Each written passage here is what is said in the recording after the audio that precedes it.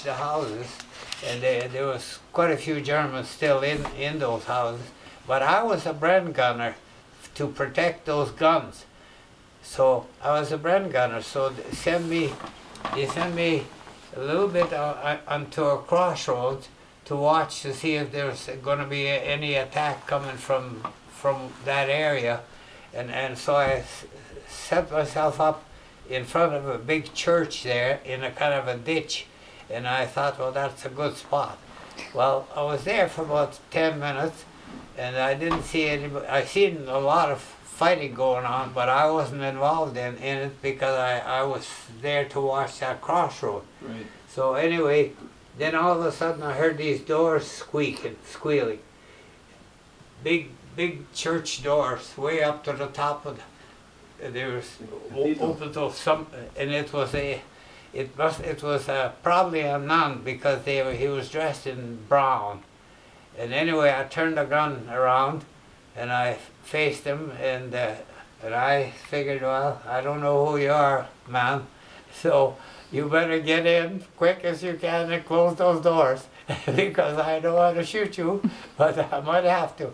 So I motioned him to get in, and he went in, the motion to close the door, and then I moved. I moved up the road a little ways, and I set myself up, and then I was there for about half an hour, and I thought, well, what the heck, everybody gone? What's going on? All by yourself? So just then, Wow. my sergeant came to look for me because we were moving, we were going. We had our guns off already. They had a crane, and they took our guns right out, put them on the beach, and we were ready to go. And so then we fought our way through wheat fields all that day, and then about midnight, God, I was so tired. I didn't know.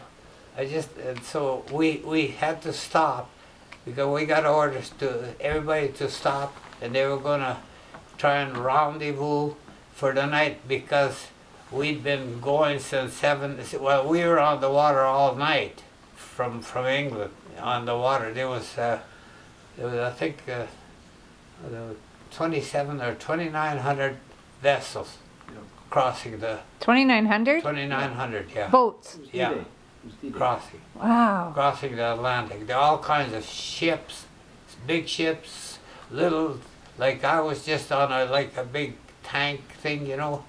And anyway, then we rendezvous, and I said to my friend, I said, I'm going to jump off and just lay down while we're standing still.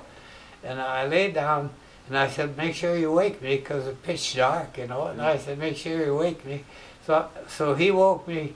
I just hit the ground, and I guess I fell asleep right away because I was so tired. And everybody had a headache. Everybody in our crew, we all had real bad headaches, you know.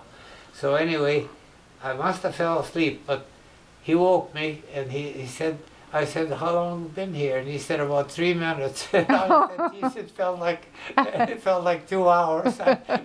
You were so tired. Fell asleep.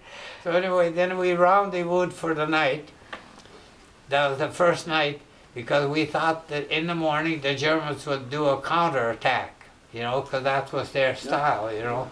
And so we waited till the sun came up, just barely, and there was no attack, but we had scouts out to make sure, you know, that they would let us know. Mm-hmm. And anyway, we thought, well, we might as well go the other half, because we were supposed to make 11 miles inland on D-Day. We only made that 6 miles. So we had 5.5 miles from our objective, which was a village called Nory-en-Besson in France. And so then, because we were in carriers and towing our guns, we went ahead of everybody, and we got to that little town, and we got there first, so we parked our guns sideways along a hedge, and then we figured, well, we better check all the houses because we didn't see anybody there. So we thought, well, maybe it's deserted. But the Germans were there the day before, but they took all the civilians with them, and they pulled out.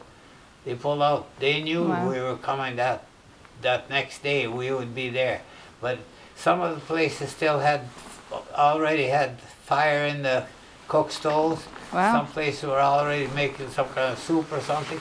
So after we searched about 4 houses and we didn't find anybody, and we thought, well, then we found a whole bunch of wine in one of the houses. So we all said, let's have some wine. So we started pouring the wine, and all of a sudden we heard all hell tear loose outside. The Germans came in with 4 tanks, and they just shot that whole town up with 4 tanks. But they didn't touch our guns. They were along the hedge, and they went right past them, but they didn't touch them. Wow. They didn't touch them at all. So as soon as we seen that, as soon as they disappeared out of there, we went out and we dug in right away and set our guns up. We didn't worry about the wine or eating or anything. So what kind of guns did you have? The kind that sat on the ground and you went? Cannons. Well, Cannons? The guns that we had, they were 6-pounder guns. They were like a big shell, about, well, total length was about 28 inches. Wow. The shell.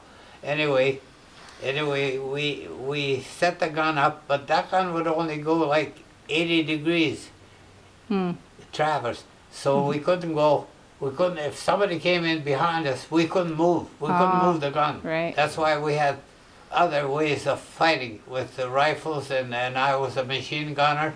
So, and grenades and all that stuff. We had all that stuff too. And we even had an anti-tank gun, like a handgun that you could shoot at a tank. Wow. So then, because then the Germans kept coming back, but they always came the back way. So, and we couldn't turn our guns because they could have come the front way, because they already knew where we were, you know. So, wow. so it was useless for us to try.